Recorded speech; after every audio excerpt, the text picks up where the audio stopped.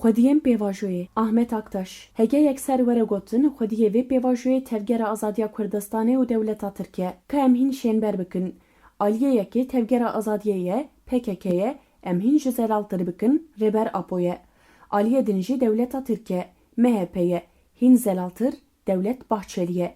Ev dêwateya ku barê giran li ser her du xwediyên pêvajoyê ne di heman demê de pêşeng û rêveberên pêvajoyê jî ew in. Bêguman şopdar, alîgir û dostên van partiyan û pêşengan jî gelek in. Laliyê PKK dem û herwekî din, laliyê MHP, AKP û herwekî din. Li ser vê pêvajoyê nêrîn û helwesta herî balkêş û her wiha aliyê wê yê ku ji pêvajoyên din cudatir ev e. Hema toyêz û tevgerên bingehîn ên mezin neman ku destek nedan û piştgirî nedan. Ji netewên yekbûyî heta Yekîneyên Ewropayê ji DYA, Rusya û herwekî din hem dewletên mezin hem partî û rêxistinên navdar piştgiriya xwe ji vê pêvajoyê re nîşandan. Sedemên vê desteka berfireh û mezin ji şert û mercên herêmê û cîhanê yên reel ên objektif tê. Dêzanîn ku di siyaseta cîhanî û herêmî de xetimandinek giran heye û lewma cîhan ketiya nava şerekî cîhanî yê sêyemîn. Lê weke li ber çovanê di şerê cîhanî de jî xetimandin heye.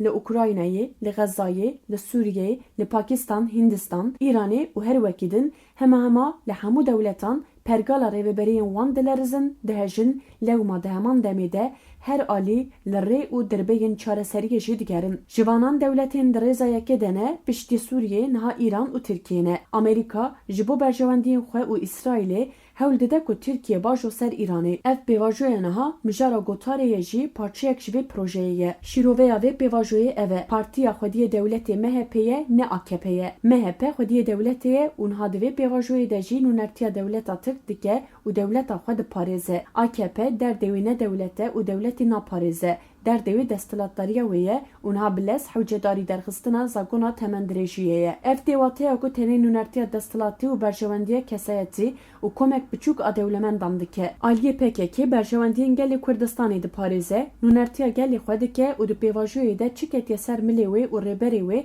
di dema herîz û de bêqusur pêkanîne. Tê zanîn hemal pê banga 27 Sibatê ya rêber Apo ya banga aştî û civaka demokratîk PKK bêra westan di cih de bersiva Erînî da û pêşî agirbest ragihand, hemal pê wê kongreya xwe ya 12 li darxist û li gor pêvajoyê birîgar stand û weşand. Her wiha mirov dikare bêje Devlet Bahçeli jî li gor gotinê xwe yê destpêkê meşiya û zêde çarçoveya gotinên xwe derneketiye. Lê AKP gelek sar e. Hem di gotinên xwe de bêdiliya xwe de diyar kirin û hem di kirîgarî de bersivên Erînî nade pêvajoyê. Yek mînaka balkêş di pakêta wan ya ku di çarê Hezîrana 2025 de di parlamentoyê de pejirandin de tu mijareke Erînî ya girîng û li gor çarçoveya pêvajoyê nîne. Bêguman ji ber ku erka dewletê hemû di destê wan de ye, pêşî bersiva Erînî ji wan tê xwestin û deviya pêşiyê şert û mercên rêber Apo asayî bikirana da ku karibe bihêsanî û berhemdarî pêşengiyê ji pêvajoyê re bike û bilez bide meşandin. Ev bi bingehîn çarçova rewşa her du aliyên pêşeng û rêveberên vê pêvajoyê bû. Lê weke rêber Apo gelek caran dubare dibêje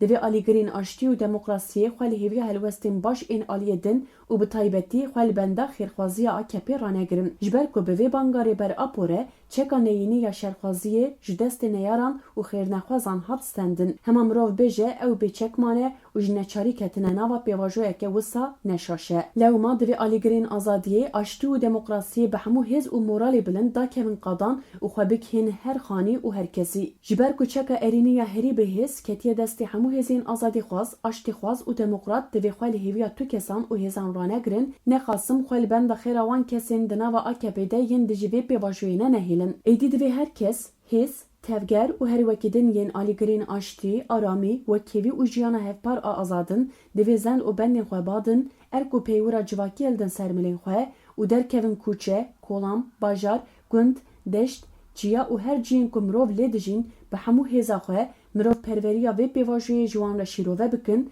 bi wan bidin naskirin, wan serwext û birêxistin bikin, da ku gel û civak bi giranî bidin, da ku gel û civak bi giranî bibin xwediyê vê pêvajoya xwe ya hêja û pîroz. Wê wextê bi dilekî aram û xweştevî dikare were gotin, bi hev re jiyana azad li me û mirovayiyê pîroz be.